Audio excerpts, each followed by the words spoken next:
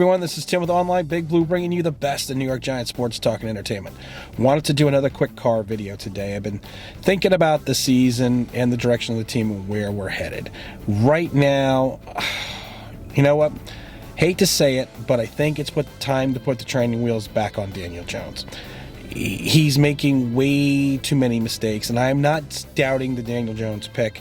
I'm not saying it's a bad pick. I'm not saying we should not pick him. I'm not saying we should not play him, but we need to look at the facts. His turnovers are alarming. And I was thinking about it, and I do watch a lot of college football, and I was thinking about his career in Duke, and I wanted to pull up some quick statistics. It turned out within 36 games over at Duke, Daniel Jones has thrown 29 interceptions, and he's also fumbled the ball 19 times. So the fumbling issues and the interception issues he is having now is not something new. This is something that is going all the way back into Duke. Now at Duke, he was not playing against the talent, the levels that he's playing against now. So of course that's probably going to compound the issue some more. But honestly, he hasn't been taking care of the ball these last 4 weeks, and he hasn't really have a history of taking care of the ball.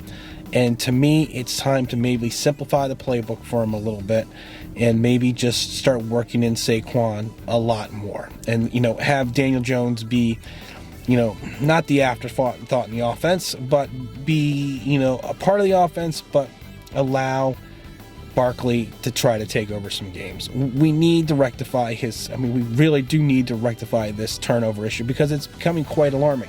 And then a lot of people are like, well, he's also taking a lot of sacks. Well, I looked that up as well over at Duke. In 36 games, now Duke again is not the NFL caliber talent, but still in 36 games he was sacked 85 times, which tells me that he has a propensity going back to college, and I do remember some of the games, of holding the ball way too long. He's doing that now, which is causing a lot of issues with the fumbles. And sometimes he's just fumbling for no reason. Sometimes he's going down, he's just fumbling the ball. So, like I was saying, it's time to put the training wheels back on Daniel Jones. It's time to rely the offense on Saquon Barkley.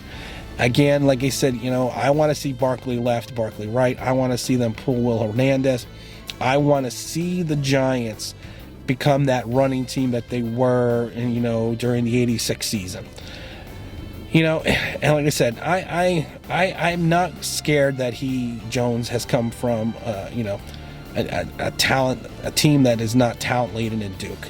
Because if you think about it, back in '79, we took Phil Simms out of Morehead State. I think he had something like 1,300 yards his last season in college with like 12. I think it was 9 touchdowns and 12 interceptions. So it's not like you need to go to the big time school. And if you are the go of the big time school and you come out and become the first round, first draft pick in the draft, it doesn't mean you're going to be successful. There are plenty of teams that have found their quarterbacks in the 3rd round, 4th round, 5th round, but that's neither here nor there. The thing is, we are not catering the offense to Daniel Jones' skill set, and I think that's going to be the issue. Yes, he is a shotgun quarterback, and he was a shotgun quarterback in college, but it's time to put him under center. It's time to, like I said, get into some high formations, get into some pro sets. It's time for that.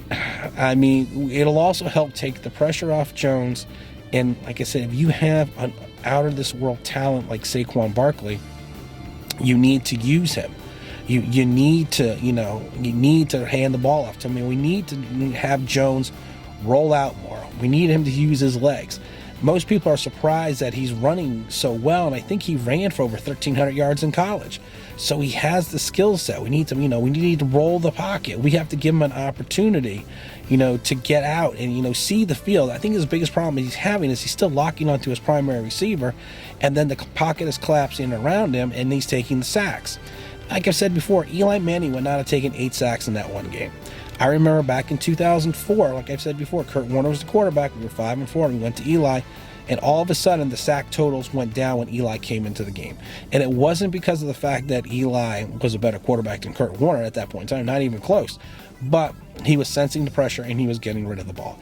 Daniel Jones, as I've said 9 million times, does not have blindside awareness when it comes to the pressure.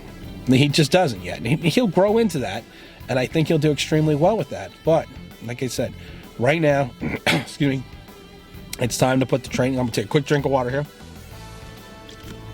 It's time to put the training wheels back on Daniel Jones, simplify the offense, and run it through Saquon Barkley.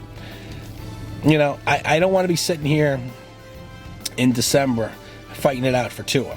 Because right now, between us and the Jets and Cincinnati and Miami, Cincinnati still is winless, but, you know, that can change. And the way we're playing, you know, we may only have 2 wins. So what happens then if we get the number 1 pick in the draft? But we're not even going to get into that. One other thing I want to just quickly jump on is the coaching. I know it's not going to happen, but it's time to get rid of Pat Shurmur. It's time. He is an offensive-minded coach who's only dealing with the offense. He is not a head coach. He is not in charge of everything. He's even come out and said, you know, if the defense has a problem, I'm sure they would come to me. No, you are the head coach. You're responsible for the offense, the defense, the players, everything. Not just the offensive side of the ball, Pat. And that was your problem in Cleveland as well. I know it won't happen, but I was thinking about it. We should go after Mike McCarthy. And people are like, well, Mike McCarthy only won 1 Super Bowl, and he had the best quarterback ever, and Aaron Jones. Well, if you take a look at McCarthy's record, now remember, he's 125-77. He started his career with Brett Favre. And then he had the foresight, again, excuse me, I am sick. He had the foresight to turn around and get rid of Favre and go to Aaron Rodgers. And he developed Aaron Rodgers. We need a coach that is going to sit there and is going to develop Daniel Jones. Now, if y'all take a look at McCarthy's record, you know, like I said, he's got the 1 Super Bowl.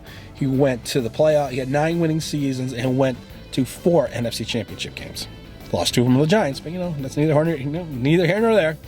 But again, he is there. He is a head coach. He is a talent evaluator.